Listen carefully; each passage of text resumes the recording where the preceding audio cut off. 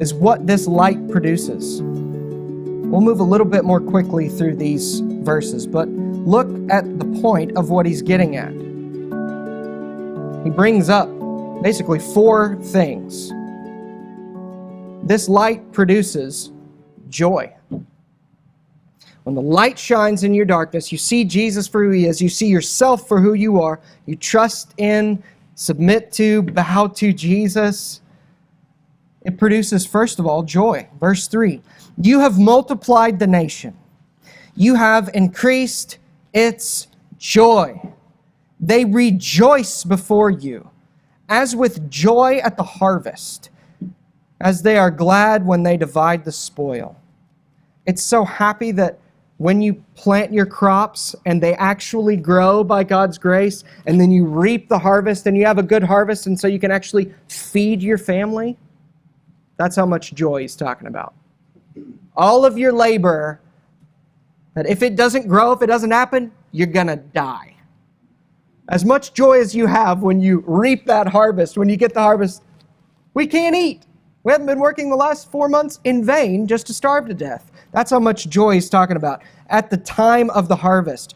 And when he says, and they are glad as when they divide the spoil, this should put in the people of Israel's mind that what if the Assyrians who are coming to destroy you, what if all of a sudden God destroys them and everything that they own now becomes yours? The ones who are going to come and kill you and take all your stuff, actually God's going to defeat them and you get all their stuff. That is a happy reversal compared to what these people think is about to happen to them. Said that's how happy God makes people when he shines light in their darkness, when he brings them to himself.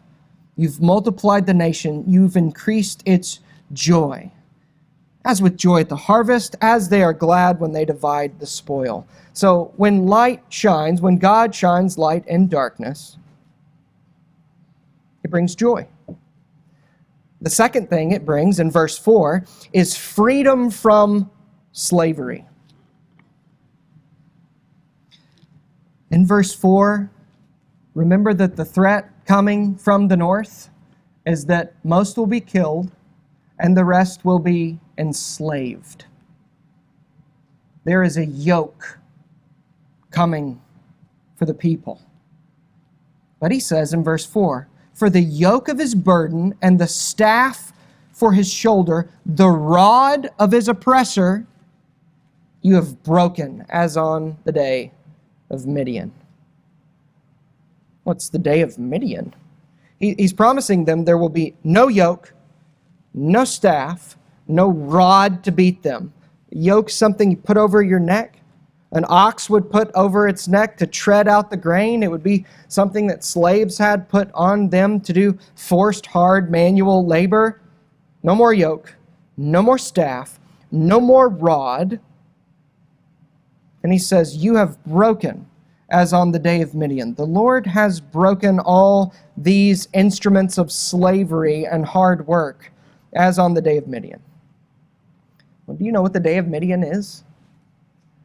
It's from the book of Judges, when God uses a man named Gideon and 300 men to defeat this vast Midianite army. Gideon has 32,000 soldiers with him, and the Lord says, Gideon, that's too many. That's too many. He said, yeah, because if you win this battle with 32,000, you're going to think you won the battle. So he says, okay, weed them out a little bit. And then it gets weeded down to 22,000. All right, we got rid of 10K, Lord. Now let's go to battle. Too many. I'm going to be the one that wins this for you. Get rid of even more. And so he gives them a way to weed out even more, and it gets down to Gideon and 300 men. And they utterly defeat the Midianite army in the book of Judges. And the reason Isaiah brings this up is so that we would understand in verse 4 that God sets us free from slavery. He says, you don't have to worry about the rod, the yoke, the staff. I break them as I did on the day of Midian. Look back to what I did through Gideon and the 300 men. They defeated a huge army. Why? Because your success, your victory, your freedom from this yoke, this rod, this staff, is not based in your ability to set yourself free. It's based in my sovereign pleasure to work all things for your good and my glory. I'll do it. I want you to see how unlikely it is that this will work. And then the Lord comes through.